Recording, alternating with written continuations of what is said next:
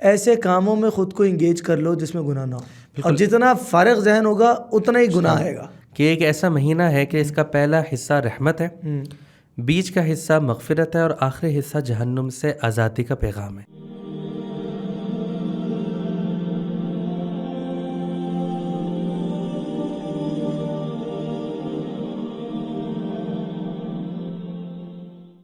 اعوذ باللہ من الشیطان الرجیم، بسم اللہ الرحمن الرحیم. یا ایہا الذین آمنوا کتب علیکم الصیام کما کتب علی الذین من قبلکم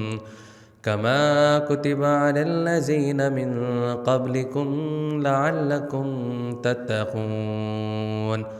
صدق اللہ العظیم. ماشاء اللہ، اللہ تعالیٰ آپ کو جزائے خیر دے. آپ نے بڑی پیاری آیت مبارکہ کی تلاوت کی ہے کہ یا ایھا الذین آمنوا، کہ ایمان والو تم پر روزے فرض کیے گئے جیسے تمہارے پہلے لوگوں پہ فرض کیے، اور اس کا مقصد یہ ہے کہ تاکہ تم تقوی والے ہو جاؤ.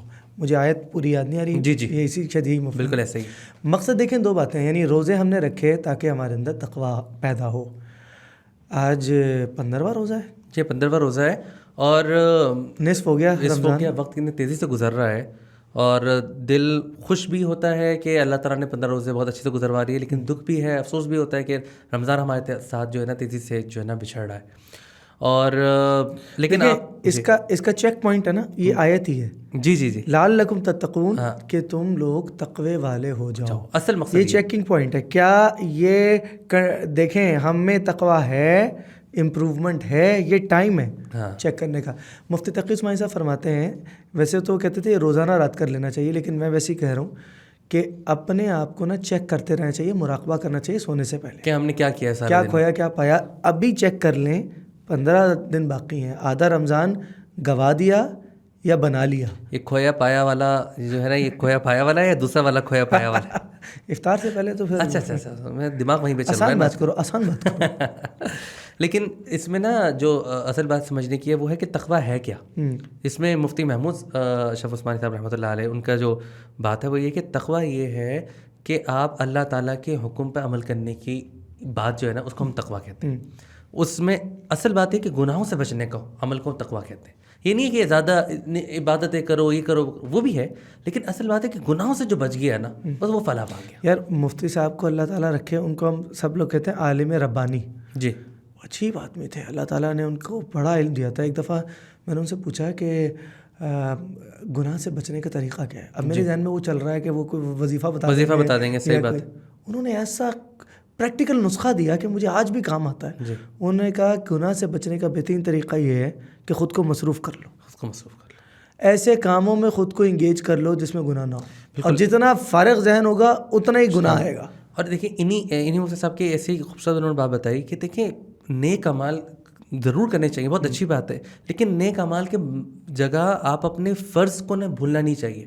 مطلب آپ نیکیاں کر رہے ہیں، آپ یہ کریں، لیکن آپ دیانت داری نہ کریں. سارا دن آپ نماز پڑھتے رہیں، عبادتیں کرتے رہیں، قرآن شریف پڑھتے رہیں، لیکن ساتھ آپ دیانت داری سے کام نہ کریں. امانت دار تاجر نہ ہو، اگر امانت ملے آپ کو اس میں خیانت کریں، جھوٹ بولیں، تو ایسی عبادت کا اتنا مطلب وہ فائدہ نہیں ہے. جو اصل یہ ہے کہ آپ اپنے آپ کی ضروری چیزوں کو اپنے ٹھیک رکھیں. دیکھیں ہماری کتابوں میں نا ایک اہم مسئلہ لکھا جاتا ہے کہ کسی آدمی کے لیے یہ مناسب نہیں ہے کہ وہ اپنے ورکنگ آورز میں، جاب ٹائم میں ضرورت سے زیادہ نفلی نمازیں پڑھیں. بڑی آپ نے زبردست کتنی امپورٹنٹ بات، نماز کی بات ہو رہی ہے، یہ بہت زبردست بات بتائیے. اچھا آپ یہ دیکھیں کلچر ہے ہمارے، خاص طور پر رمضان میں آپ کو واضح نظر آتا ہے. ہم جب آفیسز میں جاتے ہیں تو ظہر کی نماز میں نا 1.5 2 گھنٹے کی بریک لیتے ہیں. کیا کرتے ہیں؟ جائیں گے، نماز پڑھیں گے، نماز پڑھنے کے بعد قرآن شریف پڑھیں گے، تھوڑی دیر آرام کریں گے، مطلب. اور جب واپس گھر جائیں گے تو عصر کی نماز میں مسجد نہیں جائیں گے، مغرب کی نماز میں مسجد نہیں جائیں گے، لیکن ظہر کی نماز میں لازمی مسجد جائیں گے. تو اس میں بریک چاہیے نا آپ کو. آپ بیسکلی انٹرٹینمنٹ آپ کرنا چاہ رہے ہیں، تو یہ کو نا اوائڈ کرنا چاہیے. دیکھیے یہ ایک بات سمجھے نا، یہ امانت ہے نا آپ کے پاس. آپ کے پاس آپ کے جو سپیریئر ہیں، جو بھی ہیں، ان کا ایک ٹائم آپ کی امانت ہے. یہ وہ جو میں پچھلے دنوں آپ کی حدیث کر رہا تھا کہ منافق کی 3 علامتیں ہیں، اور اس میں سے ایک تھی کہ وہ امانت میں خیانت کرتا ہے. یہ امانت ہے. آپ سوچیں کہ کیا آپ حلال کما رہے ہیں؟ بالکل صحیح بات ہے. اگر آپ کا نماز کا وقفہ 20 منٹ کا تھا اور آپ 40 منٹ لگا کر رہے ہیں تو کیا آپ حلال کمال. بالکل صحیح میں نے آپ کو ایک دفعہ پتہ نہیں پہلے سنا ہے کہ نہیں, ایک دفعہ جمعے کی نماز کے بعد میں اپنے آفس پہنچا تو پتہ چلا جی ہمارے آفس بھائی جو ہے نا آج 2 دفعہ جمعے کی نماز کی چھٹی پہ گئے تھے. میں نے آگے کنفرم کیا تو پتہ چلا ایک دفعہ ریڑے پہ جا کے کچھ کھا رہے تھے. لیکن یہ ہے کہ جمعے کے روزے کے دنوں میں نہیں روزے کے دنوں میں پرانا واقعہ بتایا. اچھا, لیکن یہ ہے کہ اس میں ایک اور ایکسٹریم بھی ہے, وہ ہے کہ ہم اس کو نا پابند کر دیتے ہیں کہ لوگ نا نماز پڑھنے نہ جائیں. بہت سارے آفس میں یہ بھی ہوتا ہے. یہ اور ایکسٹریم ہے. یہ ایک اور ایکسٹریم ہے. اصل میں بیچ کی بات ہے نا. ہم دیکھیں یہ ہمارا فنڈامنٹل رائٹ ہے نا یار. دیکھیے نماز پڑھنی چاہیے لیکن اس کو ایکسپلائٹ نہیں کرنا چاہیے. ہاں ایکسپلائٹیشن سے اس کو اوائڈ کرنا چاہیے تاکہ جو ہے نا ہم اپنا زیادہ صحیح طرح کام کر سکیں. نہیں آپ نے بالکل صحیح پوائنٹ لیا ہے. اچھا دیکھیں بات یہ ہے کہ رمضان آدھا ہو گیا اور یہ ٹائم ہے اس کو چیک کرنے کے لیے کہ ہم نے کیا کام کیا, کیا پایا. آپ دیکھیں یہ حدیث اتنی پیاری ہے, آپ کی بات سے یاد آئی کہ ایک ایسا مہینہ ہے کہ اس کا پہلا حصہ رحمت ہے, بیچ کا حصہ مغفرت ہے اور آخری حصہ جہنم سے آزادی کا پیغام ہے. یعنی کہ رحمت والا جو حصہ تھا وہ گزر گیا. اس طرح ہم لوگ مغفرت کے حصے کے درمیان میں, اللہ تعالیٰ ہماری مغفرت فرمائے. یہ اتنا ہمیں دعائیں کرنی چاہیے, اللہ تعالیٰ سے گڑ گڑا کے اپنے گناہوں کی معافی مانگنی چاہیے. تو انشاءاللہ اللہ تعالیٰ کے ساتھ سے امید ہے کہ ہم سب کو. اچھا دیکھیں ایک چیز اور ہے وہ, بلکہ انشاءاللہ اللہ نے موقع دیا تو ہم آگے بات بھی کریں گے کہ دیکھیں یہ مطلب نہیں ہوتا کہ آپ اگر رو رہے ہیں گڑ گڑا رہے ہیں تو آپ انتہائی سنجیدہ بھی ہیں. ہاں یہ دو الگ بات ہے. آپ زندگی کو جئیں بھرپور, ہاں, اور آپ اپنی دین کی بات کریں.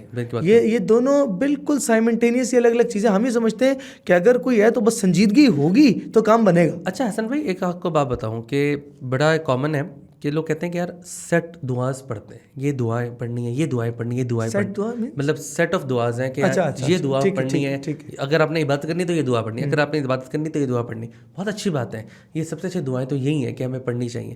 لیکن اصل تعلق تو اللہ تعالیٰ کا آپ کے ساتھ ہے نا. آپ کے وہ دل کی جو بات ہے, آپ پنجابی میں مانگے, آپ اردو میں مانگے, آپ پشتو بات جس مرضی زبان میں مانگے, اللہ تعالیٰ سے مانگے, اللہ تعالیٰ سے بات. بڑی پیاری بات ہے. اور انشاءاللہ اس پہ اگلے پروگرام میں بات بھی کریں گے جو مسنون دعائیں ہیں جی وہ کیا چیزیں اور سنتیں کیا ہیں, سنتیں ہمارے ذمہ اس کی کیا کیا ہمارے پاس ذمہ داریاں ہیں. سنت محمد تو واقعی بہت ہی خوبصورت, اللہ تعالیٰ اس پہ عمل کرنے کا توفیق عطا فرمائے. وہ قرآن کریم کی کیا آیت ہے, لقد کان لکم. جی وہ آیت ہے کہ آیت مبارکہ ہے لقد كان لكم في رسول الله اسوة حسنة لمن كان يرجو الله واليوم الآخر. یعنی تم لوگوں کے لیے سب سے اچھا کام ہے جناب رسول اللہ صلی اللہ علیہ وسلم کی جو سنت ہے, جو ان کا طریقہ ہے, اس کو فالو کرنا. وذکر اللہ کثیرا, اور اللہ کی کثرت سے ذکر کرو. سبحان اللہ. That's it for today. اللہ تعالیٰ ہمیں دوبارہ اچھے موضوعات کے ساتھ اچھی بات کرنے کی توفیق دینے کے ساتھ بلائے. آمین. سی یو سون.